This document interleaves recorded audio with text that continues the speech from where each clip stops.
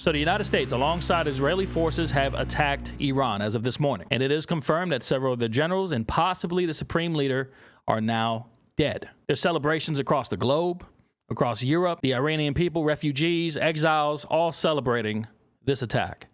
And the people within Iran are trying to take their country back at this very moment. I want to show you the speech, a clip from the speech that Trump gave as the attack was happening. Watch. To the great, proud people of Iran, I say tonight that the hour of your freedom is at hand. Stay sheltered. Don't leave your home. It's very dangerous outside. Bombs will be dropping everywhere. When we are finished, take over your government. It will be yours to take. This will be probably your only chance for generations. For many years, you have asked for America's help, but you never got it. No president was willing to do what I am willing to do tonight. Now you have a president who is giving you what you want. So let's see how you respond. America is backing you with overwhelming strength and devastating force. Now is the time to seize control of your destiny and to unleash the prosperous and glorious future that is close within your reach. This is the moment for action. Do not let it pass. May God bless the brave men and women of America's armed forces. May God bless the United States of America. May God bless you all. Thank you. So there you have it right there. Trump gives his speech and his announcement of what's happening in Iran. He tells the people of Iran, hey, this is your chance to take your country back. So with that said, a lot of Iranian refugees and exiles are celebrating across the globe. But not everybody's celebrating. There's a lot of left-wing politicians and commentators who are saying this is not what they voted for. I disagree with that. I think this is America first. As much as it helps the Iranian people, this is America first, 100%. Why do I say that? Well, it's simple. The radical regime that was Iran funded terrorist organizations across the globe. Terrorists that actively hunted Americans, Christians, Israelis, Jews, people who just wouldn't convert. They would hunt them down and kill them across the globe. Now, with Iran's regime coming to an end, that funding gets cut off. Therefore, those terrorist organizations don't have the resources that they've had before. America first. You're protecting not just America, but people who were declared enemies of the Iranian regime across the globe. This should be celebrated by everybody, especially people who claim to have the moral high ground and virtue signal all the time, saying, hey, oppression's a problem. Okay, well, oppression was a real problem in Iran. Over 40,000 civilians were murdered in the streets in Iran in the last month and a half. Shot down, gunned down in the middle of the street because they were protesting the radical regime. And not a peep out of the left-wing media when it comes to that. But I wanted to show you in the next clip the celebrations from the Iranian people from across the globe. And it's beautiful. Take a look.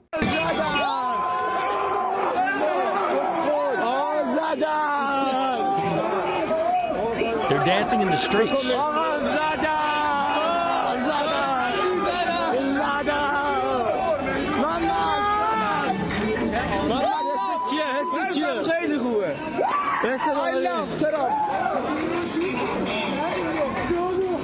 Here's another clip.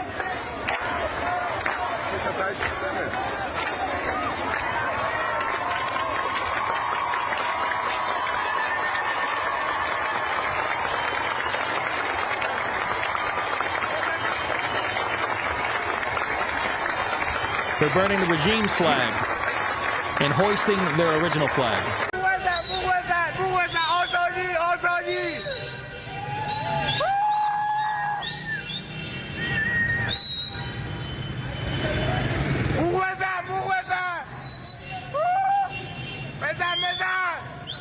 And even in Australia, they're celebrating. Watch.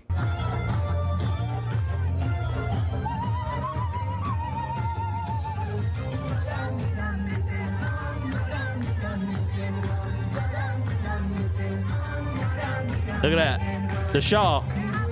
And as you can see right here, according to Patriot Oasis, Iran's defense minister eliminated, plus the RIGC commander Mohammed Papour, head of the terror machine, was taken out. They were taken out in precision U.S. strikes. And here's some Iranian woman on a rooftop during the strikes celebrating.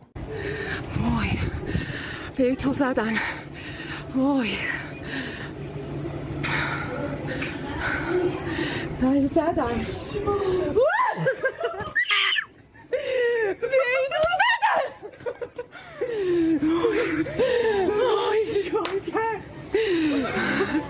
You could hear the joy in her laughter, you know?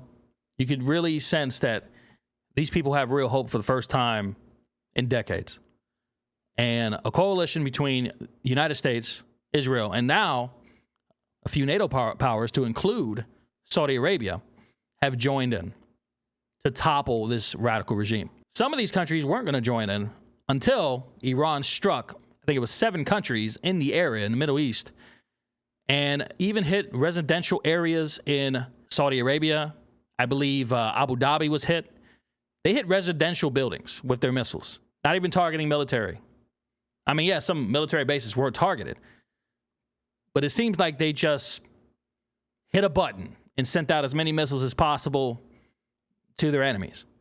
So now those countries are also assisting in the toppling of this radical regime. And you can see here Marco Rubio is preparing to become the supreme leader of Iran as soon as this the good work is done. We all know the memes about Marco Rubio and how he plays so many roles, wears so many hats, so I guess he's just prepping for the next one. Now, there's a lot more footage of the strikes that I can't show you here on YouTube, but if you want to see them, just go to X. It's all there. Now, before we get out of here, I want to point something out to you. Pay attention to what the left-wing media says, because they're going to pitch this to you like this is a bad thing, like this is some dictator move that Trump just made, despite the fact that this is good for them too. This protects people across the globe, Americans across the globe, people who were targeted by the terrorist groups of this radical regime and by Iran directly. Ilhan Omar already went on X and made it very clear that she's against this, saying that this isn't an attack on Iran. This is an attack on Islam. No, it's not.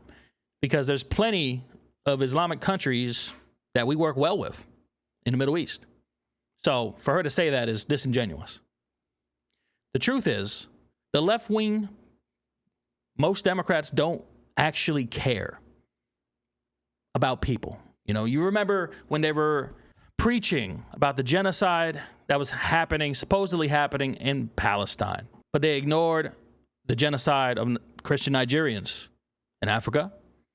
They ignored the genocide of 40 to 45,000 Iranian civilians on the streets of Iran. Not a peep. Why?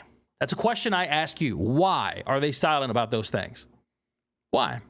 It's a question that you need to really consider. You need to think about. You need to do some research and figure it out, because you can't blindly follow this ideology that they have on the left. I would advise you watch people like Dan Bongino, The Charlie Kirk Show.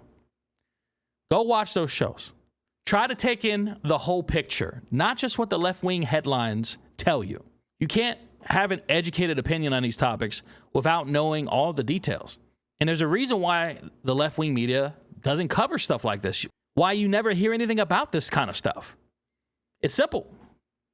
It's because it's counter to the narrative they want to push, the anti-American narrative. Now, while Venezuelans and Iranians are celebrating for what the Trump administration has done in the past 2 months, ask yourself why the left is so angry about it. But with that said, Christ is King. God bless you. And I'll see you when I see you. Much love.